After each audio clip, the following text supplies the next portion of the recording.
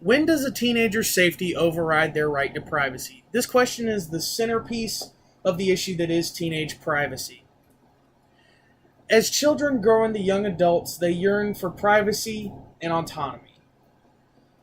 For many parents, this is one of the greatest struggles they will ever have to endure, allowing the children that they cherished and raised from birth to finally take care of themselves.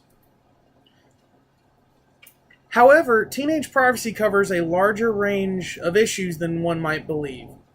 Is it okay to post about your child on social media without their consent? Should a college be obligated to inform a parent about a student's mental crisis or medical issue, even though the student has very openly said otherwise? Is it all right to snoop on a teen who seems to be hiding something, even though there's no proof?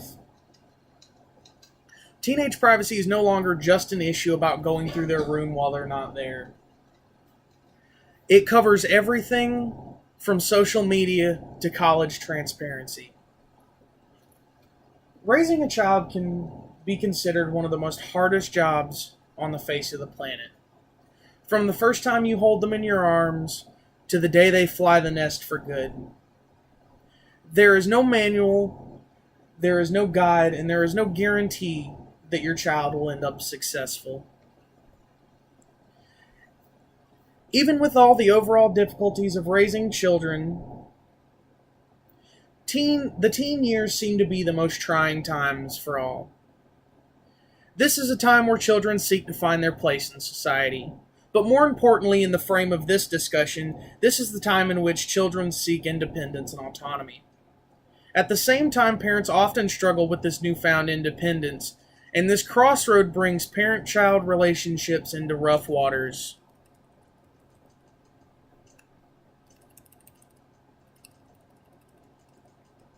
If you've ever watched a family-based sitcom, then you have inevitably seen the embarrassing parent trope. The parent who is just too eager to share how much pride they have in their child, and the child who would just rather die than hear their parents gush about them in public.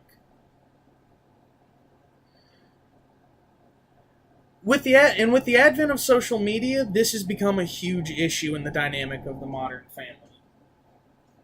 In an article for the New York Times Online, K.J. Dell'Antonio wrote about a study asking parents and children what rules there should be set about social media and online interactions.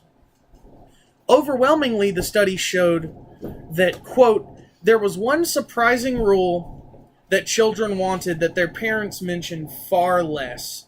Don't post anything about me on social media without asking me. Many of the children interviewed said that they did not like it when their parents posted about them without permission. However, this doesn't mean that parents shouldn't post about their children at all, because some information is helpful for new parents, including parent blogs. The article seems to find a very logical middle ground in this situation. Dell'Antonio quotes, when looking for advice or sympathy for a behavioral problem, skip both the image and your child's name in the post so that you can find a common ground without showing your child's identity, but also finding the information that you need.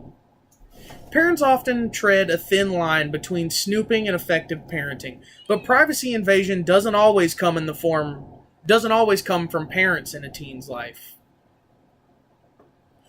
Most, if not all, states in the U.S. require some form of education, whether it be public, private, or homeschooling. The gray area that exists between school and a teen's privacy may be more black and white than the area between a parent and child, but it is still there. A recent example of the invasion of privacy that happens during school interactions comes to us from a county in Georgia, where Sheriff Jeffrey Hobb illegally searched over 900 students at Worth County High School. As written in the Washington Post, 40 uniformed officers fanned through the school in Sylvester, Georgia, ordering students against the wall of classrooms and hallways, demanding the students hand over their cell phones. All 900 students were searched, part of a drug sweep ordered by Jeffrey Hobby. With no warrant and only a list of names, Sheriff Hobby invaded the privacy of all 900 students by intruding on their person and personal property. Now, every coin has two faces, and so does the area of teen privacy. While many teens see that a lack of privacy is an intrusion, many parents, on the other hand, find that it's a necessary tool to keep their child safe. No matter which side of the argument you land on, there are some things that almost everyone can agree on. There's a certain situations where snooping is okay. A situation like this came to fruition in the life of a mother of a college student. In a piece from the Los Angeles Times, Michelle Willens documents the story of a mother finding out that her child quit school. Quote, "A few years ago, an acquaintance received a stunning phone call from her daughter's former college roommate. The conversation went a little something like this. 'I thought you should know that your daughter never actually graduated college.' The mother, 'What?' She claimed that she was only skipping the ceremony.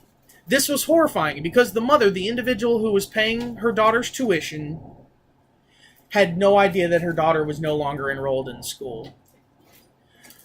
Due to laws that colleges have to abide by, FERPA or FERPA laws that colleges are not allowed to notify anyone that is not specifically allowed by the student of any educational reasons. Overall, teen privacy is an issue that spans all facets of life. It's an issue that is more important than many of us give credit for, and it's something that needs a lot more attention. But overall, I feel that students and children should sit down with their parents and find a middle ground that meets both the family's needs and the child's needs, because this is where we will find our most happiest lives with our families and with our children.